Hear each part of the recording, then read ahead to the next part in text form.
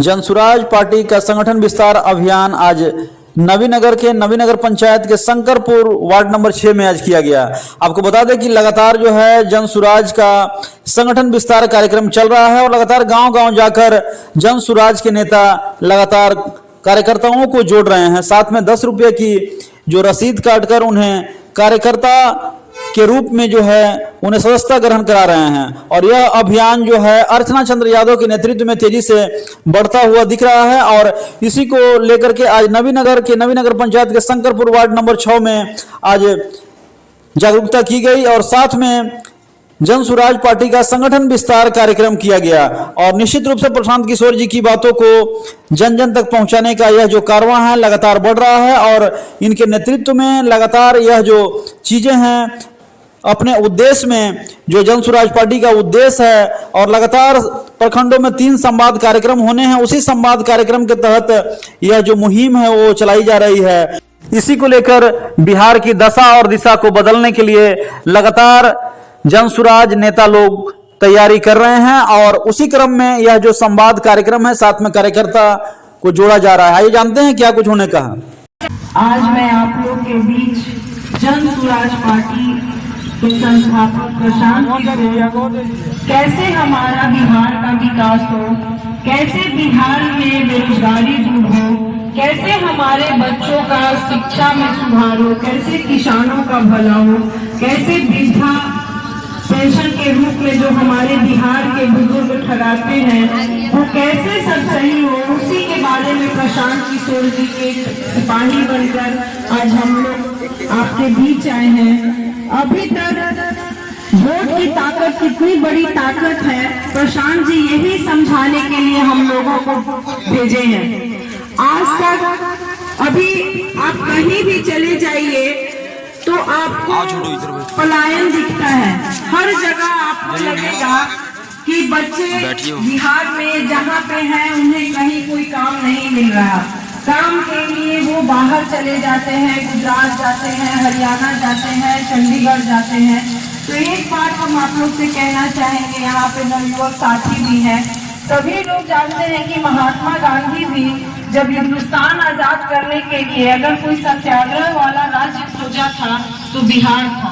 वो गुजरात में जन्मे थे, यानी उस समय गुजरात के लोग उतना चेतना वाले नहीं रहे होंगे, तभी तो महात्मा गांधी इस बिहार में आकर सत्याग्रह किया और पूरे हिंदुस्तान को आजादी दिलाई। तो उसी तरह से क्यों पलायन, हम लोग लगातार वोट देते आ रहे हैं, कहीं न कहीं जब वोट की बात होती है हम वोट देने जाते हैं तो एक आशा और विश्वास के साथ जाते हैं कि हमारी पारिवारिक पृष्ठभूमि बदलेगी, हमारे बच्चे को अच्छी शिक्षा मिलेगी, हमें अच्छा रोजगार मिलेगा। और अभी तक इसी गुमराही में इस बिहार में 2 दल हैं, एक राजग गठबंधन है, एक जदयू गठबंधन है। अभी तक हम लोग दोनों दलों को अपना मत देकर देख लिया, लेकिन जो व्यवस्था परिवर्तन होना चाहिए था, क्योंकि लोकतंत्र में सबसे बड़ी ताकत वोट की ताकत होती है। आप सभी जानते हैं कि बाबा साहब भीमराव अम्बेडकर ने जब इस हिंदुस्तान को वोट की ताकत दी थी, उसी समय उन्होंने कहा था कि अब इस हिंदुस्तान समता मूलक समाज बन जाएगा। लेकिन आप लोग अभी तक अगर हम देखते हैं तो क्या हमारा बिहार समता मूलक समाज में है? अगर हमारा राष्ट्रपति, प्रधानमंत्री, हमारा मुख्यमंत्री भी अगर वोट देता है तो उसकी भी गिनती 1 है। अगर हमारे ग्रामीण जनता भी अगर वोट देते हैं तो उनकी भी गिनती 1 है। लेकिन ऐसा क्या है, सिर्फ हमें गुमराह करके जातीयता में, धर्म में, पार्टी वाले दोनों मिलकर किस तरह से गुमराह किया जाता है। दोनों एक दूसरे को गाली देते हैं और वो गाली देकर हमें उत्तेजित करते हैं आपके विकास के लिए नहीं, अपनी कुर्सी के लिए। और हम लोग तो बिहार के नागरिक हैं और बिहार में किस तरह का राजनीति हो रहा है आप लोगों से छिपा हुआ नहीं। तो प्रशांत किशोर जी के बारे में आप सभी जानते हुए कैसे रणनीतिकार हैं, उनका कहना है कि आज जो बच्चे पलायन करके सिर्फ 10 से 15 हजार रुपया कमाने के लिए बिहार छोड़कर दूसरे प्रदेश जा रहे हैं, तो अगर आप लोग की मदद से, क्योंकि कोई भी व्यक्ति सरकार बनाता है तो आपकी मदद से बनाता है, अगर कोई भी व्यक्ति कुर्सी पर बैठता है तो आपकी मदद से बैठता है। तो इनका कहना है कि अगर आप अपना मत देते हैं और जनसुराज की सरकार इस बिहार में बनती है तो सबसे पहले पलायन को रोका जाएगा।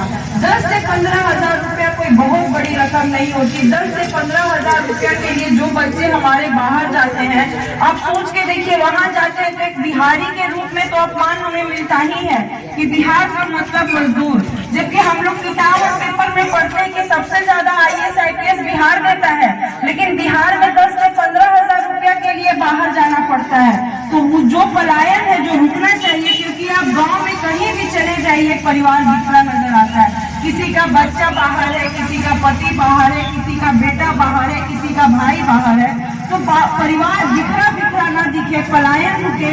इसलिए जन सुराज का कहना है कि अगर उनकी सरकार बनती है तो सबसे पहले पलायन रुकेगा। और दूसरा चीज, हम सब लोग ग्रामीण परिवेश में ही है।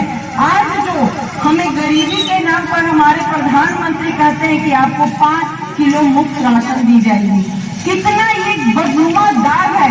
5 किलो राशन जिसमें आपसे छिपा हुआ नहीं, आपको मिलता है सिर्फ 4 किलो, 1 किलो काट ही दिया जाता है। और जो राशन मिलता है, आप उसके बारे में सोचिए, यानी 100 रुपया का राशन, सिर्फ 100 रुपया का, जिसमें आप 4 दिन भी भरपेट भोजन नहीं कर सकते। और उसमें कितना करप्शन है ये भी आपसे छिपा हुआ नहीं। फिर आइए वृद्धा पेंशन, इस महंगाई में वृद्धा पेंशन 400 रुपया दिया जाता है, उसमें भी बहुत से बुजुर्ग कहेंगे कि हमें नहीं मिलता, लेकिन जिसे मिलता है वो भी संतुष्ट नहीं है। अगर 400 रुपये में एक किलो हॉर्लिक्स भी नहीं आती, तो आप ही का पैसा, क्योंकि जब आप किसी को वोट देते हैं, किसी की सरकार बनाते हैं, तो बिहार का जो बजट है 2,80,000 करोड़ रुपए का बजट, यानी वो चाबी है, वो वोट नहीं, वो चाबी है, जो वो बिहार का खजाना है, आप ही का पैसा वो बिहार सरकार के पास है। और आपको वृद्धा पेंशन के नाम पर 400 रुपया, अनाज के नाम पर 4 किलो अनाज, इस तरह से गुमराह करके और जाति में ढकेल कर, मैं जाति का एक छोटा सा सिर्फ आपको उदाहरण देना चाहूंगी, जिससे हर व्यक्ति को, जो हमारे समाज का ये बदनुमा दाग है, जाति प्रथा, जाति की वजह से हमारे यहाँ दहेज प्रथा कितना प्रफुल्लित है। आप अपनी बेटी का शादी करने जाते हैं तो कहीं और नहीं जाते, अपने ही जात में जाते हैं। अगर उस लड़के की कीमत आप सही देते हैं तब तो आपकी शादी होगी। अगर आप नहीं दे पाते हैं तो वहाँ आपका जात का ही बैठा व्यक्ति आपको ठगता है, वहाँ आपको जातीयता के आधार पर कोई सम्मान नहीं मिलता। और हम सभी जानते हैं, जब पंच की बात होती है, समाज की व्यवस्था परिवर्तन की बात होती है, वोट की बात होती है, तो हम जाति में बन जाते हैं।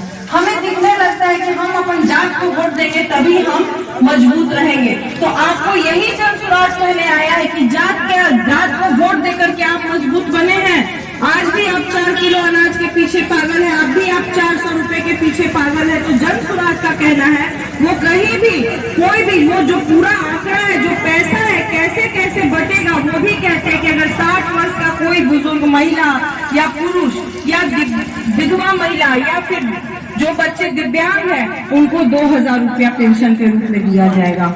और सबसे बड़ी बात, पलायन रुकेगा, पेंशन बढ़ेगी। और उसके बाद जो बच्चे का शिक्षा है, हम लोग भी जब छोटे थे तो नेतरहाट की पढ़ाई करते थे, तैयारी करते थे कि हम लोग अगर नेतरहाट, क्योंकि सरकारी व्यवस्था में बच्चे को अच्छा शिक्षा मिल सके।